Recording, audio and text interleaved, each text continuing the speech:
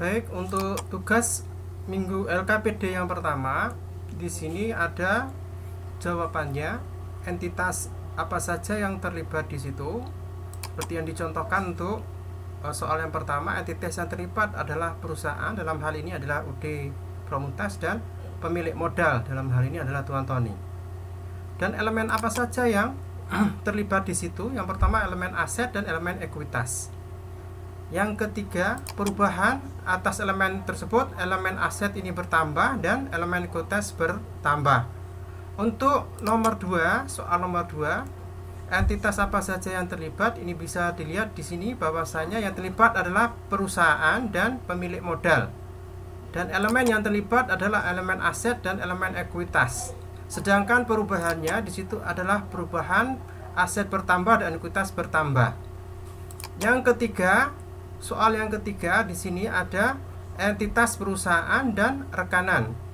Sedangkan elemen yang terlibat di situ adalah elemen aset, dan perubahan atas elemen itu adalah aset bertambah dan aset berkurang.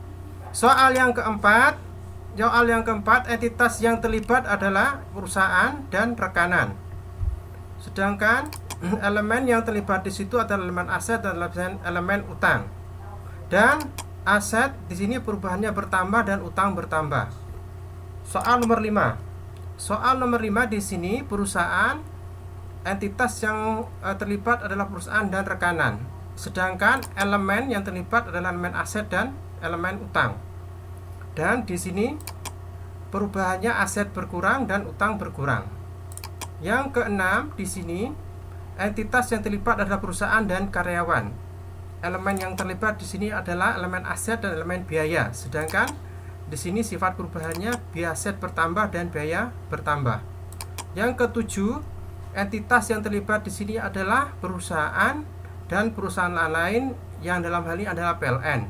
Elemen yang terlibat di situ adalah biaya dan elemen utang. Sedangkan sifat perubahannya adalah biaya bertambah dan utang bertambah.